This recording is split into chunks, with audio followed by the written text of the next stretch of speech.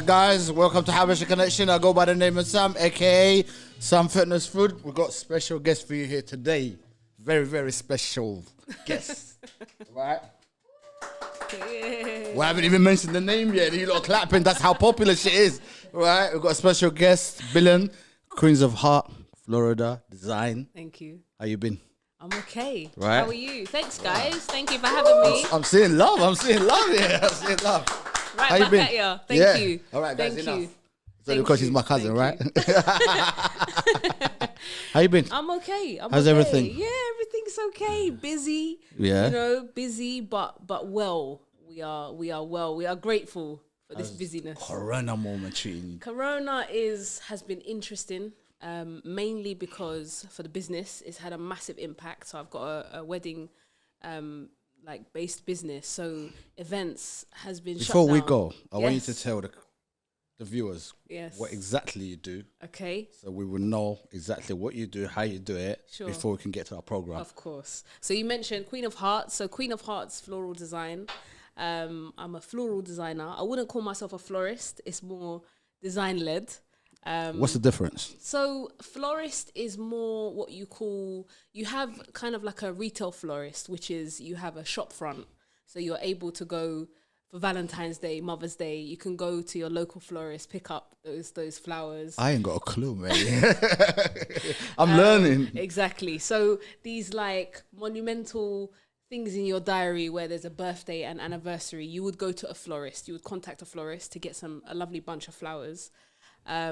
Whereas for me, my business is more event based. So I have a studio. I don't have a shop front like a retail shop, but I have a studio space. But my business is events based. So you wouldn't necessarily, if you came to my studio in Tottenham, you wouldn't find fresh flowers at the window. All This right. is the difference. So when you're more of a floral designer, it's an event design.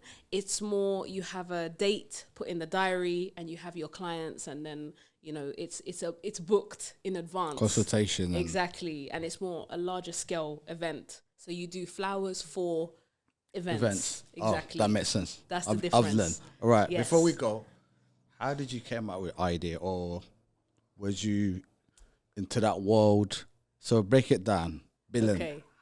Where did it all start? So I started my business 2018. And prior to that, and still actually at the moment, I work in the interior design industry. So I come from an interior design background. So I've always been a creative. So that's nothing new. Mm-hmm.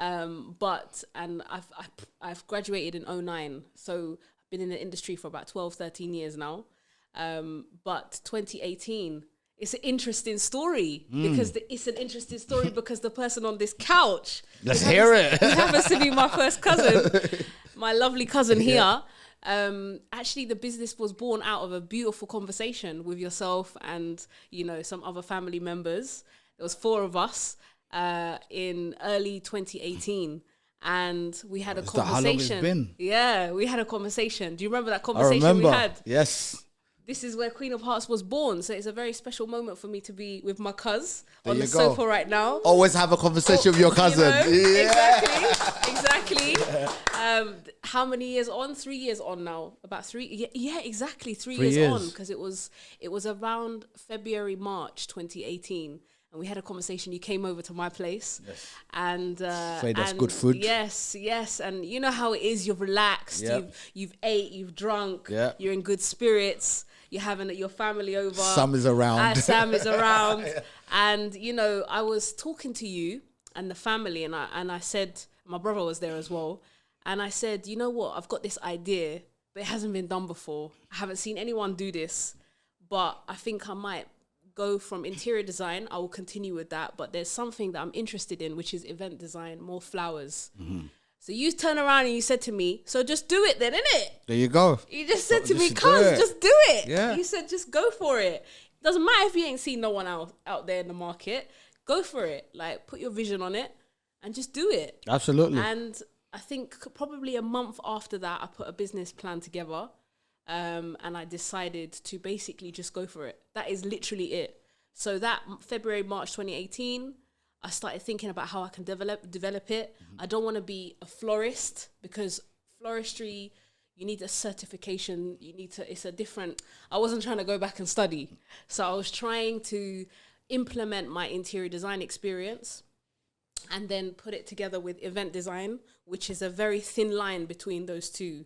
It's a thin line because I'm used to working with permanent property to design property, but actually there's not a huge difference between design and an interior that's temporary and permanent. So actually, the average person wouldn't know this, but there we go. We're learning. There was once a foundation. Again. There was a foundation of study there. I studied hard. I studied interior architecture for 5 years. So the theory behind all of this, kind of bringing it together, really did help. 100%. I have to say that the foundation of coming from design made a massive difference to the easy transition to start a business. It wasn't just like that.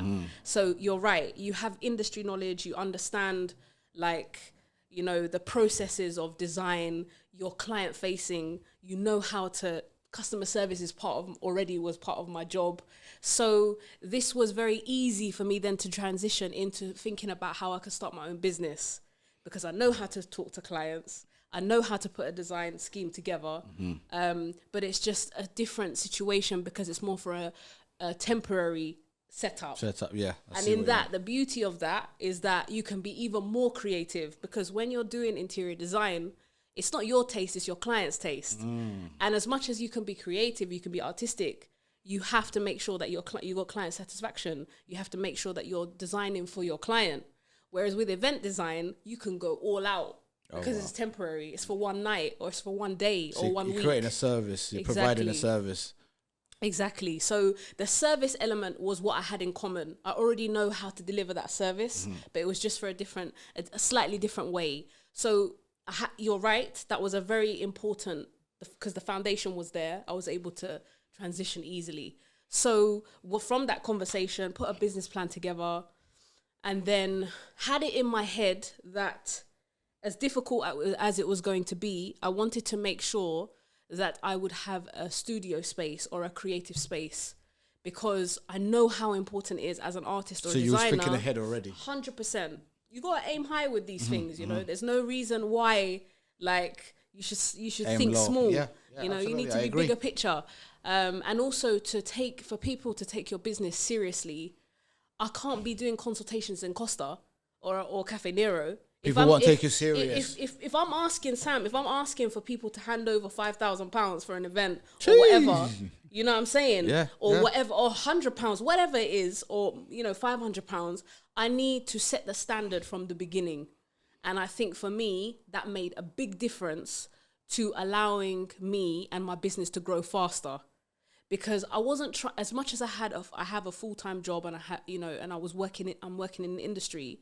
I know how important it is, the client consultation, that first part of when you first meet someone, before you talk about money, before you put the proposal together, before you start designing for them, they need to buy into you and your surroundings. Is that what sells that? Exactly. It's the sale of the person. 100%. So you need to be coming correct. Professionalism. Exactly. And you need to, and I think like we were saying, the experience I have working in industry and understanding that a client consultation is going to determine whether that person in a month's time signs over money to you and buys into your service. It starts from that first conversation. First meeting. It goes. Yeah. No, I can understand that. You understand? Yeah. So the aim was very high. And so I started working towards that. It doesn't mean that you have to put pressure on yourself to do that in 2 months' time, because I never like to do that, put myself on a timer. But there needed to be a bigger picture. There needed to be a goal. So I had the goal at the back of my head that I would like to have my own studio space to showcase all the florals and design that I can do. So having that at the back of my mind, I continued. And at that time, when you are somebody that's come from an interior design background for 10 plus years, that's fine. But you have a portfolio for that. You don't have a portfolio for events. This is a new game. Exactly. So I had to humble myself. On top of that, your mother or wife. Yeah. You so got put that together. Yeah. Exactly. Finding the time. 100%. So trying to remember that, trying to remember that you need to have a strong portfolio, and I didn't have a portfolio of doing events. I can show you houses, but I can't do that to this new clientele that I'm trying to build. So what I started to do is I started to produce and creatively direct styled shoots. So this is what we call in the industry, in the wedding industry, and the events industry, it's a way of you showcasing your work without it being actually an event. But you're showing people, this is how I can design the table. So is that where you call people into your studio, take a picture, make video? Exactly. It's like promotion, marketing. Exactly. So I would say to anyone, a bit of advice, for anyone, any creative that's here, that's going to watch this, don't be afraid if you haven't got the goods yet, but look at what your network is. Look at what you can get for free. Absolutely. Because all those shoots that I did and all these publications that I've been in, I haven't paid nothing. I've only paid for the flowers. So you use your network. You use your network. It's a very good point. 100%. Because a lot of people, they assume sometimes I don't have the money. Exactly. I can't spend this amount of money that I haven't made. So that actually makes sense. 100%. And people need to understand that. Yes. That's one of the biggest things and the biggest messages that I wanted to say in our conversation today is you don't need to have a big budget to start a dream. Yeah. If the dream is, if you believe in it that big, like strong enough, 100% you will call on the people that you think are going to help you, and they will help you. It's like collaboration with people. Exactly. It's a win-win. They promote whatever they're trying to do, and you promote what you're trying to do, and you need to be smart. You need to be savvy, So there's confidence and there's being savvy, and being a bit cheeky has got me far. How would you break that down? Because a lot of people, they might not have that confidence that you have. So a lot of people might be at home thinking, okay, do you know what? I got this business idea. This is what I want to do. But they don't have the networking, or they might have the networking, but they might not even realize they have the networking. Or they feel like, I can't ask people to do this for free.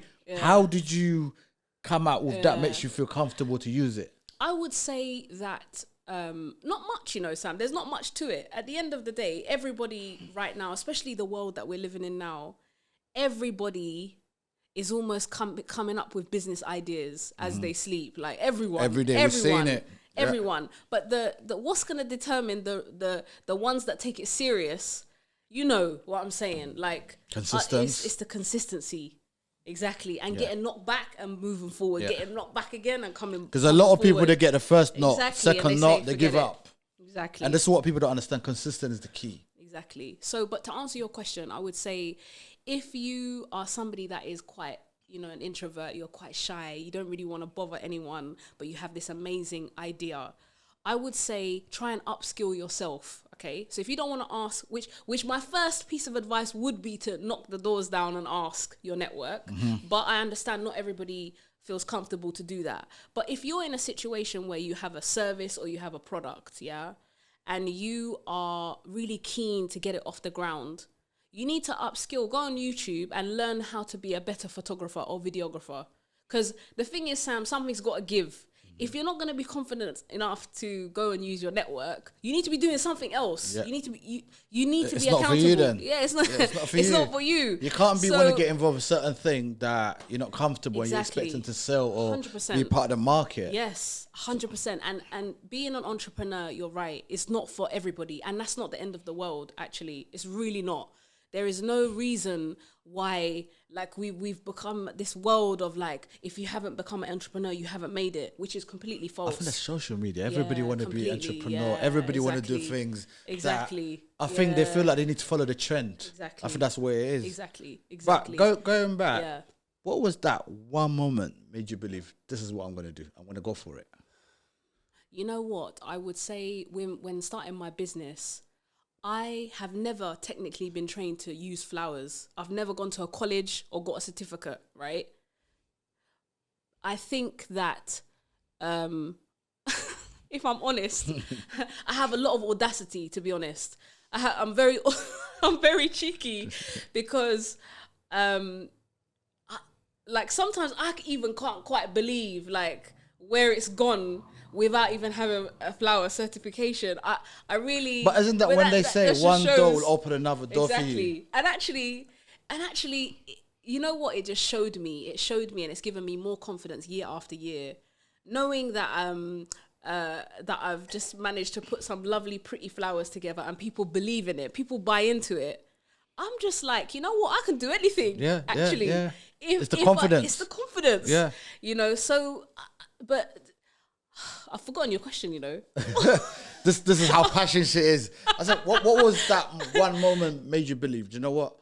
I can do this. This is the one. I'm going to do it. I'm going to go for it. So, sorry. So I kind of did answer it. So then I would say when I arranged, so basically after our conversation, a month after, my friend in April asked me to do her wedding. A month after. We had that conversation in March. I got a friend, a very, very good friend of mine who was getting married in April. She said to me, B, I believe in you. Do my wedding. Put your money where your mouth is. So you need the people around you to believe in you. Yeah, exactly. And she said, I'm going to give you the full confidence and I'm going to let you do my wedding flowers. You're going to put it together. And the rest is history, Sam. And I think that moment is probably, to answer your question, where I thought I could make this into a profitable business, 100%. And that was me using my eye just to arrange it in the way that I thought. And I was nervous because I've never done someone's wedding before at that point. I was going to ask you, how was that feeling, that first feeling when you know? It was that feeling that made me continue. That's when I was like, so she was crying, happy, super, like, sent me a lovely message, you know, family were happy. And I was like, that's it. So that gave you that confidence. Yeah, that's it. I can do this. And it's funny, when I look back now, and that was only in 2018, I was so nervous the first maybe 3 to 5 weddings, because I was just like, I've like proper registered a business and made this into something. I couldn't believe it. I couldn't believe it. Now, like...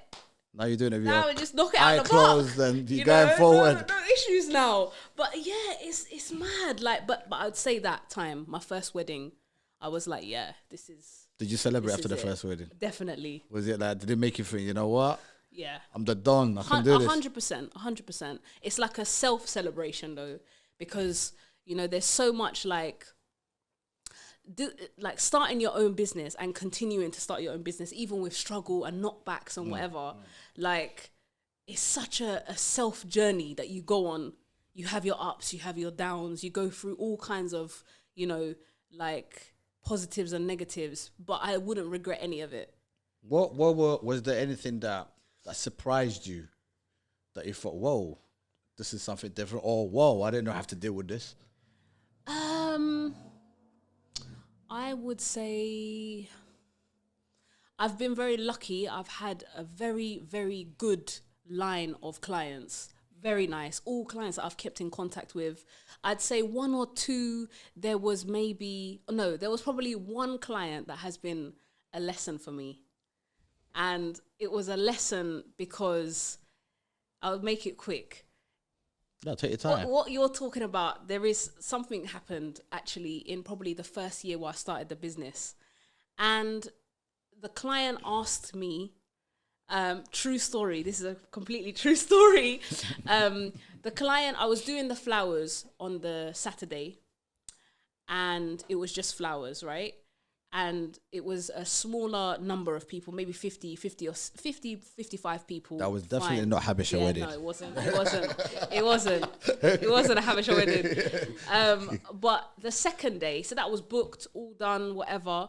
But the second day, about maybe 3 weeks before the weekend, so there was a Saturday wedding and there was a Sunday. Sunday was the big wedding, yeah? The big family wedding.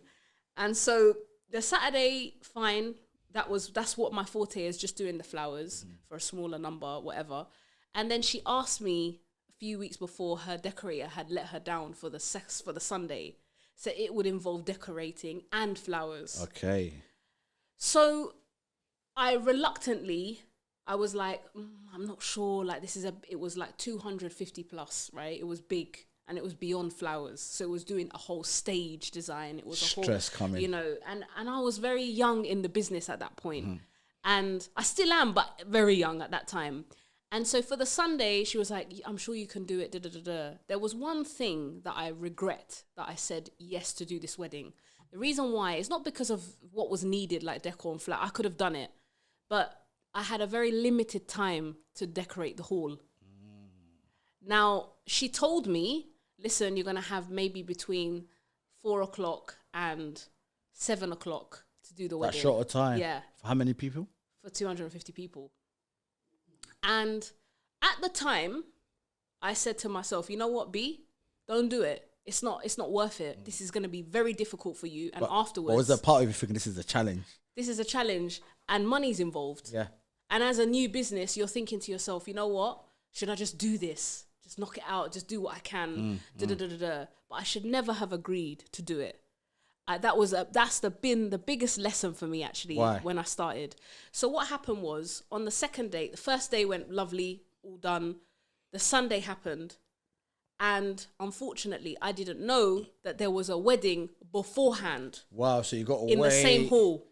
Before they clean. Yeah. You got to do your thing. Yeah. So this is why she said 4:00. I'm thinking in my head at that moment, whoever the person would let her down, even if you say you fucked it up, doesn't really matter because you just had to cover up.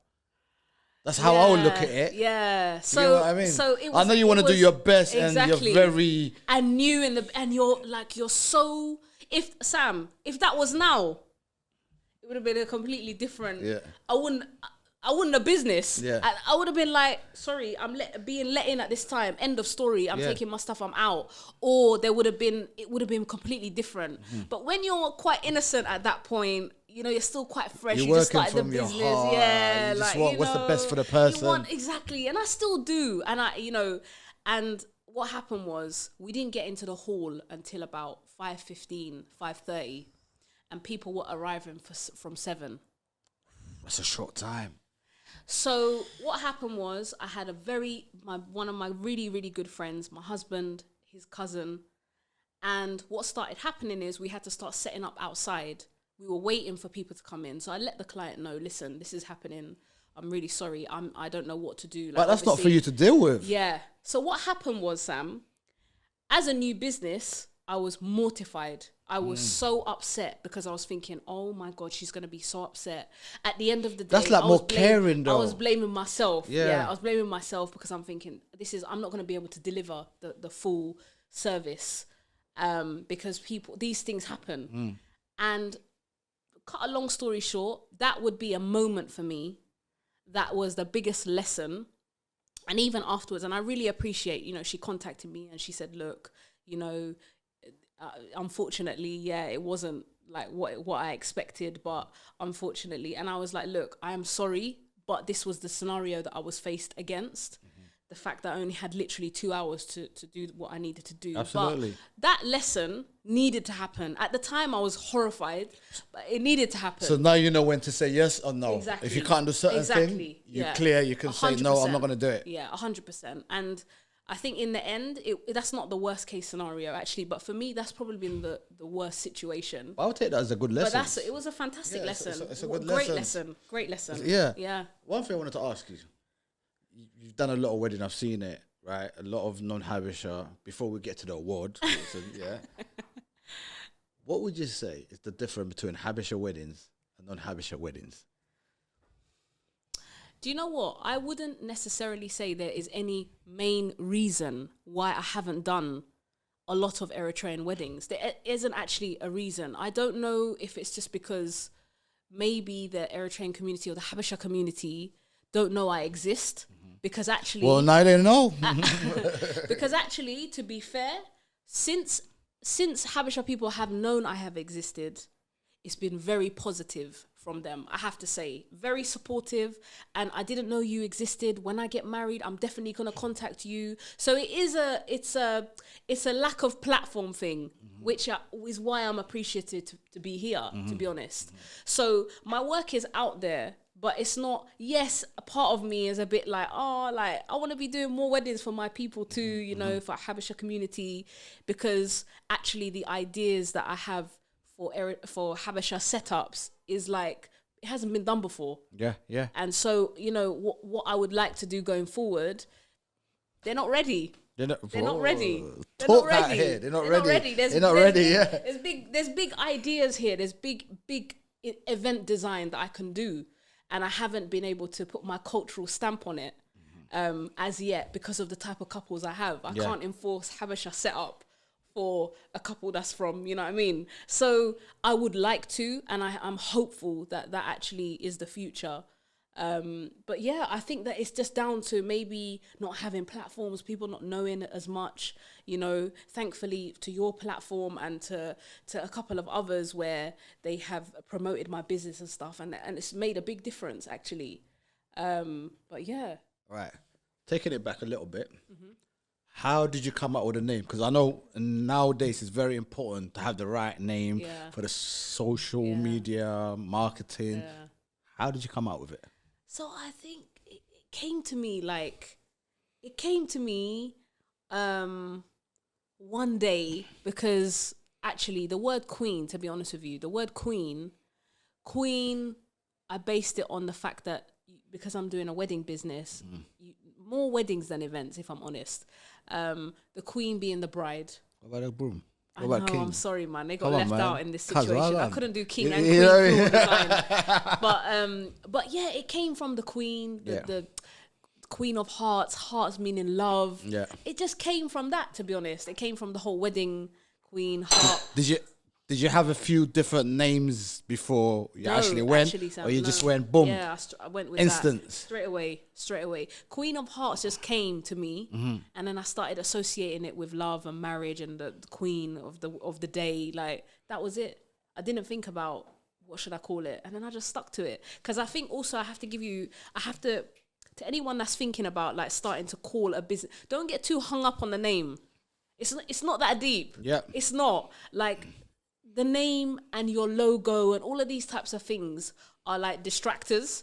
Don't waste too much time. Start thinking about the concept and the actual business. Absolutely. And the service or the product you want to put out. Because a lot of people do waste a lot of time thinking, you know what, this is the name I need. I can't go with the name. Exactly. You did it in 1 month. There's a lot of people I've seen, spoke to, they got idea. Yeah. They take 6 months, a year. They're like, I've got everything, but I need to find the right name. I'm thinking your job, your work should speak for itself. Exactly. You know? I agree. I was going to say, actually, the word procrastination and like overthinking is the devil. Yeah. It will make overthinking kills. Yeah, I'm telling you.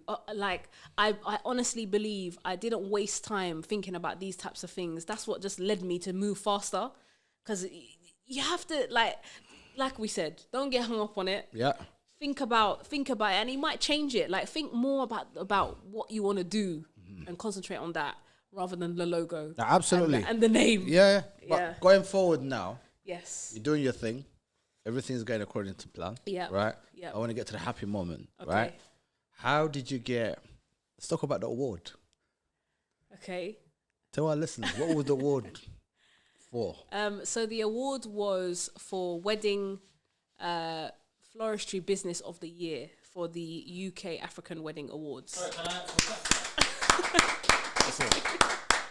Thank you, guys. Thank you. Much appreciated. And very humbling experience. It is, and it's very inspiring, because this is the reason that what we do Habesha Connection is to inspire our own community to things that is being done by our own people. Sure. And then to me, it's very important that our own community get to hear this. We don't get this kind of information or accolade coming through, or we don't champion our own people, and this is what we need to do so our next generation, they can get inspired and do things like what you're doing. You know, to me, that's an amazing award. How did you feel when you got that award? Mummy must have been shocked. Gwale, she was in the audience, Miss Aboy. Yeah. And my lovely husband was there as well. Big up Haji. And yes, big up Haji, who is massively, I'll talk about that afterwards, but massively a driving force. I have to give it up to my husband actually a lot. But my parents were there. It was a beautiful moment. And I didn't expect to win, actually, Sam. So how does it work? Do they tell you are? So you get, so your clients put you forward, which is such a beautiful thing. Oh. Yeah. So let's make it clear. It's the clients that puts you forward. Yeah. And that's even more appreciative. It's amazing. Your own clients. It's amazing. So it's based on, the great thing about these wedding awards, they base a lot of the judging panel, base a lot of it on your testimonials from your brides or grooms. Like you need your customer service needs to be 10/10. Wow. And you need to make sure that you're leaving a last impression on your clients. Like it's massively important. And like going back to my career, this is a huge part of my career as well. Client satisfaction and having client feedback about your service is so important. If you don't have the right customer service, you might as well stop. You're done. Honestly, it's a service that you're providing. 100%. You know? Like these service-led businesses, I cannot tell you how important like having that customer service smile, that positive attitude is so important. Customers are always right. 100%. Regardless. 100%. And actually, I'm not even going to be ashamed to say this. I worked for M&S for about 5-6 years as I was in college and going into I think up until I graduated, Saturdays and Sundays, I was a weekend girl. And I learned all of my customer service from that job. So the reason why I mentioned this is before there was all the luxury companies and all this and starting a business and all of this stuff, the foundation when I was a young teen, like 17, I started at M&S. And it molded me. That customer service that I learned back then. It was stolen you. 100%. Yeah. I'm not ashamed of it. And to any young person that's listening, listen, that little Saturday job or that Friday job that you're doing whilst you're studying is going to mold you when you're in your 30s and you want to start a business or you are trying to get that big promotion at a job. Like, these are all transferable skills that you can take on as you get older. Yeah. So learning how to smile even when someone's having a go at you, or like, you know, learning how to merchandise things. Like these are things I learned in this Saturday and Sunday. So any job. Because a lot of people now they think they can just learn it through social media or anything else. So it's very important, and it's actually good for you to say 100%. That so people can understand that. Yeah, and that's where actually I got my people to people confidence. I got that because from the age of 17. I was on a till and I was dealing with every single different type of customer that would come in front of me. You need to be adaptable. It teaches you so much about learning how to accommodate to different people's behaviors. You know, you don't know the next person that's going to come to your till. They're going to be rude or they're going to be lovely, but it gets you used to that type of way of thinking from a young age. Absolutely. So that's why I have to just rewind. There was no social media at that time. So everything there was nothing connects. like that. Yeah. 100%. And like you said, youngsters, please like understand that whatever you want to do in life, customer service or dealing with people is always going to be part of it. Absolutely, so if you don't have that as a foundation, you're not doing that properly, you're not going to go nowhere if you have a bad attitude. No one's going to work with you. No one wants to be around you. So I have to say, and I have to stress, having a positive attitude and being somebody that people want to be around and having likability, you can fly. You can fly. It's helped me. It's great to hear that because a lot of youngsters nowadays, they're on the social media. And I don't need no one. Yeah, I don't need no one. Like, they think you're sitting at home typing and you have to go out and meet those people. Exactly. You're meeting a different type of people. It could be a black person, white person, Asian person. You need to learn to adapt to everybody. 100%. And going back, like you said, that's where you're learning. And M&S. Exactly. I told you that's where the I foundation. I ain't got no shame to say that. I learned that in my retail job when I was a teenager, and that's like molded me until now to this point. So yeah, I would definitely say there's no shame in working in Sainsbury's, Pizza Hut, Domino's, wherever you can get experience with working with people. This is gold for when you're older. Like it is everything. So hiding behind, you know, all of this new generation, and they don't know how to communicate, some of them. It's interesting, but, you know, at the end of the day, like, that's what we're here for, isn't it? We're here to teach them and to guide them. People don't understand all those little things. They are tools for you to use 100%. to move forward or to be successful in business. Yeah. But in saying that now, go back to the award. Sorry. Right? So you guys, you go to the award, right? Don't know who's going to win. You don't know who's going to win. There's different categories in the wedding. So it's a wedding-led industry award ceremony. So you go there, you're invited, you're shortlisted before the event. And this is for the whole UK. The whole of UK. It's a big thing. Yeah, the whole of UK. Yeah, it's a big thing, bro. It's the whole UK. It's not just London or one little corner. It's the whole UK. Yes, and it was the UK African market. And I was very proud. But also a little bit, it was bittersweet because we were probably the only East Africans in the room. So you're representing. But Sam, if I'm honest, I would like to see that multiply. There is no reason why we don't have the UK national best wedding photographer. It's not Eritrean. You know, but you bust that door open now, and like, let's hope there's someone 100%. Out there now that is listening can get a bit of inspiration from here and take it forward. I hope so. No, it's unbelievable. So the whole family was there. Yes. So when they call out your name, did you say, Jesus Lord, I won? How was it? You know what? As a matter of fact, when they named the 3 finalists in each category, and when they named my business, the coffee song, what's it called? Toast. All right. That Toast song came on. You thought this is my time. So I was like, this is suitable for the occasion. And as I was walking up to the stage, I just remember her singing, "Gratitude is a must." And that is 100%. Everything fitting well. Everything. It was, like I said, it was a very humbling experience. I don't take it for granted. And it was an award that I have tried to continue to elevate even more so from that point. I've met some amazing people from that point.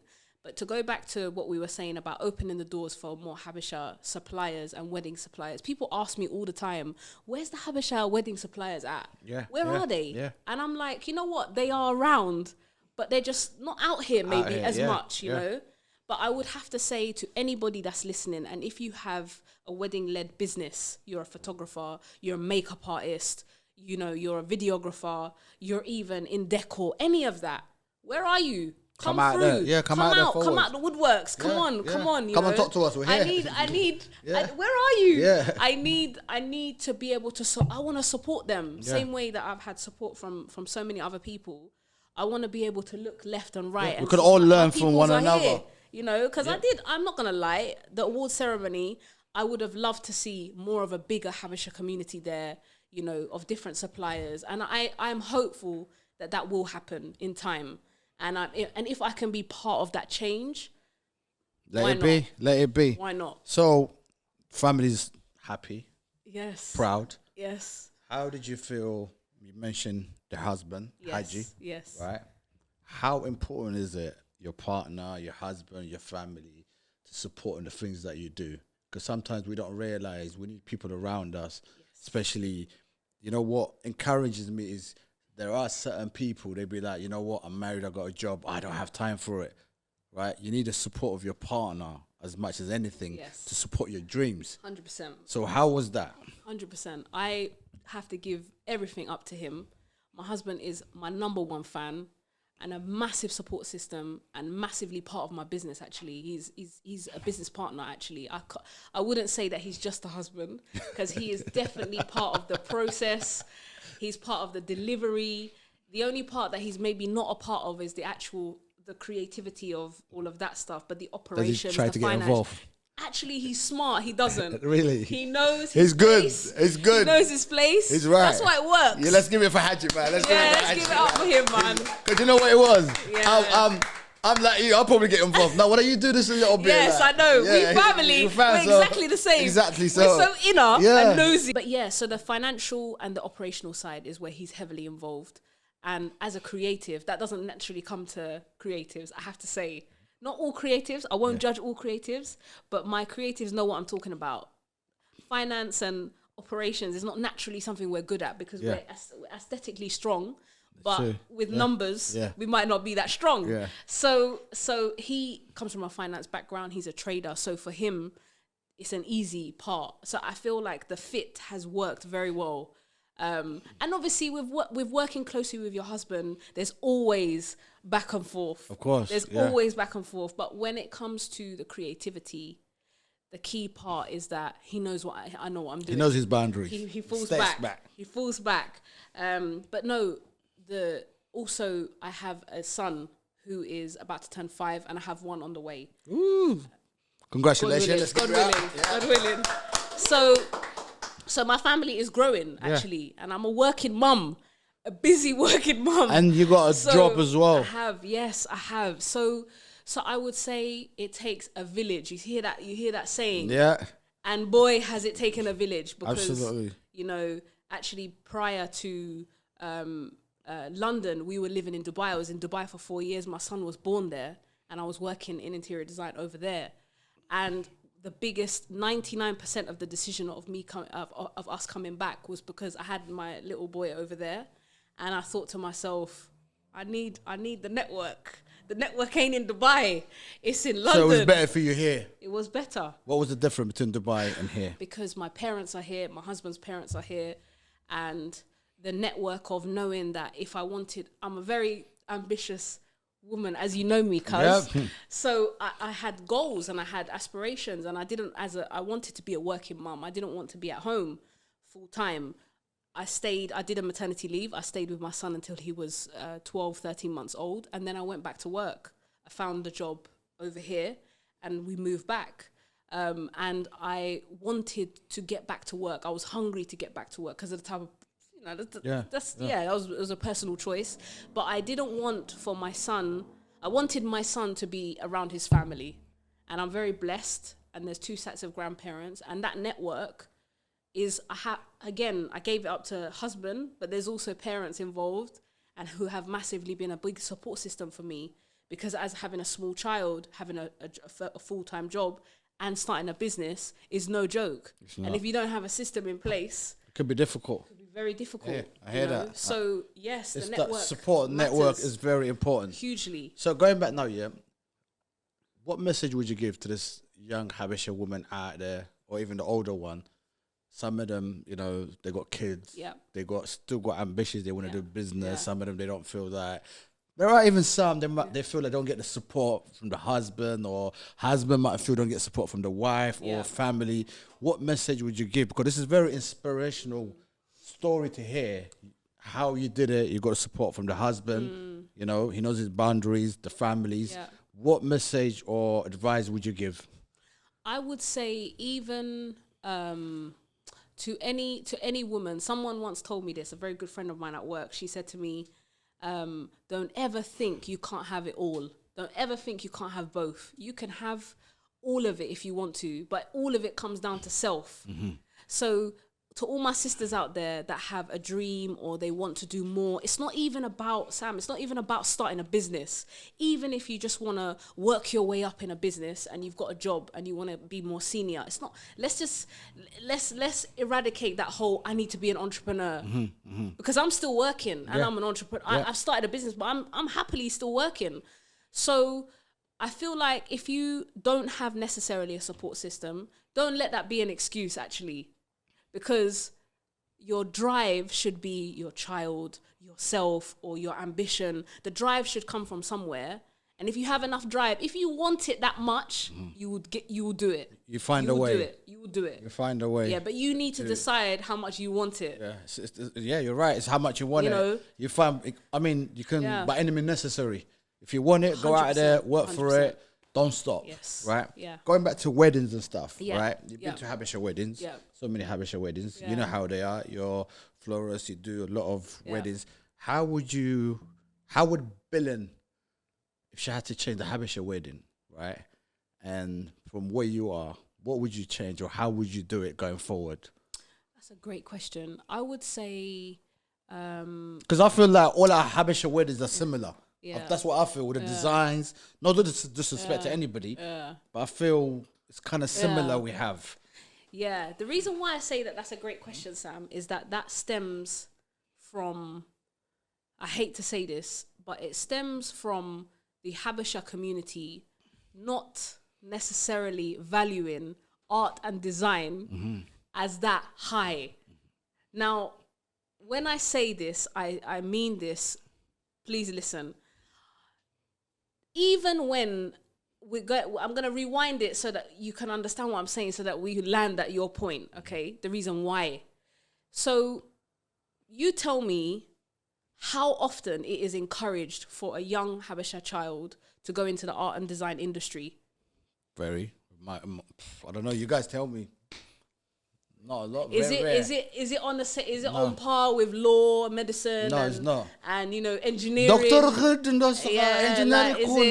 Where is it? It's not there. Yeah, it's not there.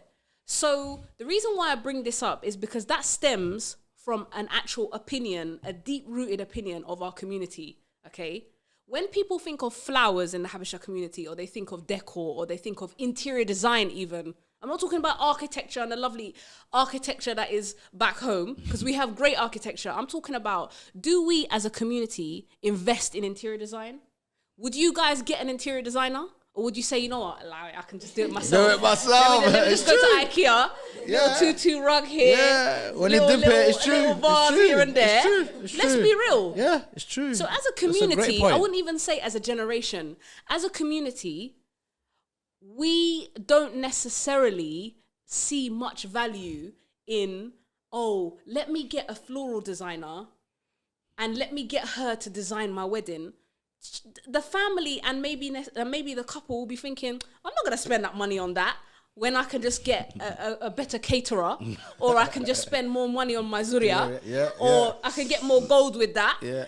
They're not placing value in, let me have a bad boy wedding that looks 10 out of 10. Yeah. And, you know what I mean? Really put money in fresh flower. They don't value it. Sam, that's the real thing. Like, I'm looking at it. So, like the Habesha wedding, you got the food that costs a lot of money. Clothes. Yes. 2 clothes items, right?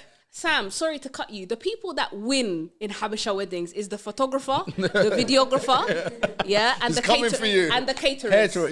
You know it, guys. That is where Habesha people invest in their wedding. The food, and I don't take that away from people. The food is important at a wedding. And even the photography can be a bit, you know what I'm saying? I don't know if I want to invest in that. You know? The band. The band. The band is where thousands of pounds is spent. The Zurias, the Worki, the gold, sorry. Like, you need to cut your price.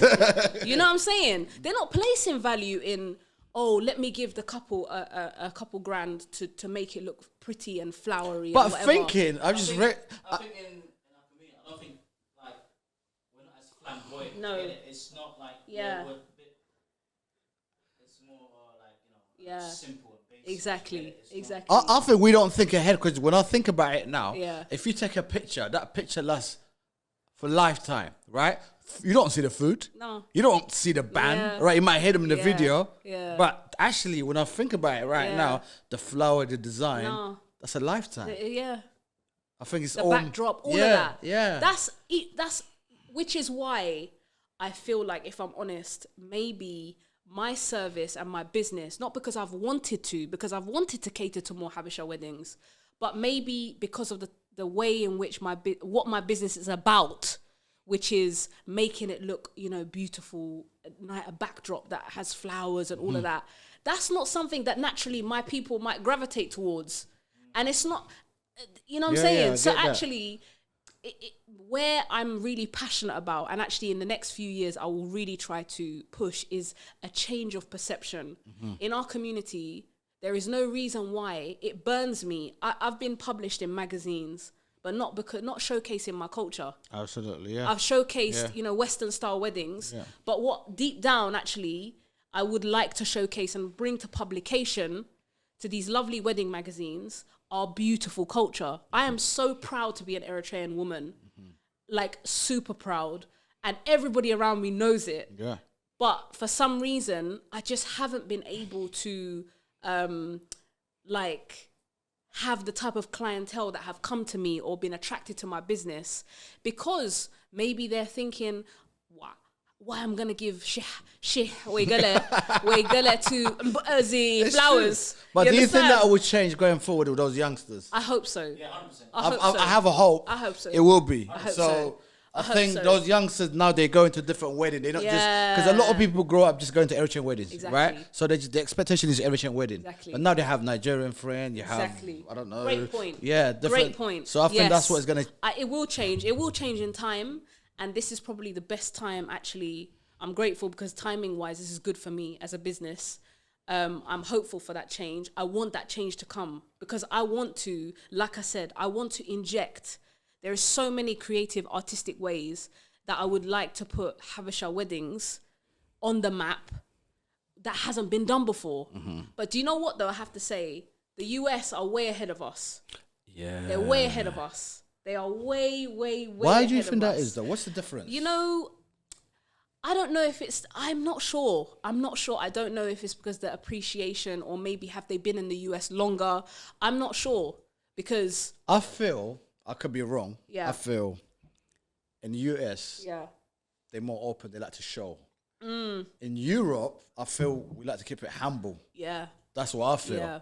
That could be the Yeah. difference. yeah, And yeah, I feel they will spend the money yeah. if they think it's going to make the wedding look boom. Yes, I They- agree. You know, I think they got I a budget agree. for everybody, for I the agree. injera, for Yeah, the I agree. clothes. I Yeah. feel like they got equal budget. Yeah. We're here, like you said Yeah. early on, Yeah, we minus, yeah, you know, what's important, Yeah. what we think. yeah. You know, I could be wrong. Yeah, maybe. Yeah. Yeah, 100%. But I have Yeah. great confidence, Yeah. like I said to you, going Yeah. forward with a lot of youngsters. Hope so. A lot of them doing arts. Yeah. A lot of them, Yeah. they're more open-minded. And I can Yes. see the youngsters, they have more say. Because I feel as well, when years ago, if you get married, your parent will have more say in your wedding. Yeah. Then I don't believe you have Yeah. 100% say. Yeah. But with those youngsters now, you Yeah. can't tell them what to Yeah. do. They know what they Exactly. want. So if Exactly. they want Bilen, they're gonna call Bilen. Yeah, This is hope what so. I want. I really hope so, Sam. Yeah. I really hope so. And I agree with you. I think that like the wedding process, parents were heavily involved, or they're heavily involved. And I'm telling you now, Adetat and all the Abotat, they're gonna look at little old Bilen's business and be like, why are you giving her all that money for this any flowers that's gonna die? Or like, you know, it stems from that. You understand? I know that it's not their fault, and I know it comes with, so I'm hoping for change. And I definitely know that in the US, you know, you see Habesha weddings and it's like, Yeah. I was in touch with I'm sure you guys have heard of her. She's amazing. She's called Yodit. Her business is called Favored by Yodit. She's based in Washington. And she's a fantastic and very well-known wedding planner. Really, really well-known. And this is great to hear. Very Another Habesha talented. woman Yes. bigging up another Habesha Yes, woman. she's You know, which is amazing. very important. Yes, she's amazing. And, you know, we had contact over Instagram, and I told her whenever she comes to London, I'll be happy to see her and host her. She is doing big things over there. You know, she's got a fantastic company, and she's a wedding planner. So she works with a lot of suppliers like me. I would love to have people like that over here. Like, where are the wedding planners at? What are you saying? Collaborate. There's no reason why. Like, wedding planning also is something that I would love to see more Habesha people do, because I would love to collaborate with Would that them. work, that community? You know what? Come looking at it. Would it work?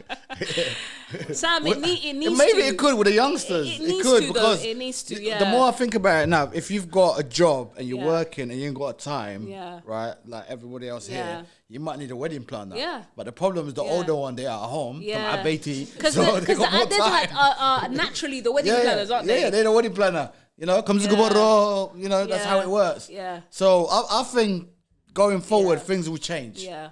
You know? Yeah. It's amazing. You know what? It's been a very pleasure for me having you, not just because you're my cousin, but like on the real, to me, is what you're doing is amazing and is breaking the barriers.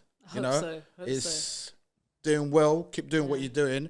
If people want to catch you, or does anyone out there want to give you a call for advice or for a talk, or they want to book for weddings, or the Habesha people right now, where can they find you? So you can find me on queenofheartsfloraldesign.com, and my social media is at Queen of Hearts Floral Design. I also have a studio in Tottenham. I'm 2 seconds away from the Tottenham Hotspur Stadium, the new stadium. And I'm really, really hopeful that I can inspire more people to join the wedding industry, to be honest. We really need more people. I really want to be able to recommend brides and grooms like Habesha suppliers. And I'm part of a wedding network called the Elite Vendors Network. And the leadership team always asks me, B, where's the Habesha? Where are they at? Where we need to see where are they? So I'm always like, they're gonna come, they're coming, you know. We're coming. So I hope so. No, we're coming. Before we wrap it up, what's the future for Queens of Heart? Let's say 4 or 5 years. Where do you see yourself?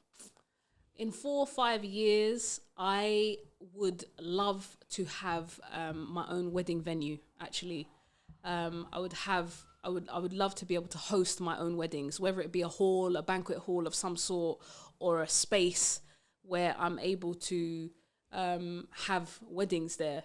Would be There you go. We don't have that in London, so no, we don't. As a Habesha, to be honest, we don't have enough black-owned wedding venues. Period. Actually, oh really? No, we don't have enough. We don't have many at all. So yeah, long-term goal. This would be something that I would love to work towards. Actually, this would be, and you know, catering to every single market. I'm not here just to have one type of clientele. I don't come from that type of background in interior design, so I'm not going to do that in this one. You know, I don't discriminate. We open to everybody. That's it. So yeah, culturally, I'm happy to like work with people's different cultures. So that would be the long-term goal, and see the business grow. It will be. If you believe it, you can achieve it. Hope so. And we believe it. We're here to support you. Thank you. And like I said, thank you for coming. It's been a pleasure. Much. Thank you. Thanks, guys. Yes. Thank you for having me. 100%. What we do in this show, before we wrap it up, yep. right? We'll ask our guest if you can choose that one Habesha tune, right, that gives you a vibe. Right? What tune would that be? This would be a lovely Bilen song. My father is from the Bilen tribe, so I have to represent for him. And it's by Tomescan Mika'alu, and it's called Mariam. All right, let's check with our DJ. All right, our DJ S Boogie with a fur. This is a little vibe, yeah? We got a little vibe going on here.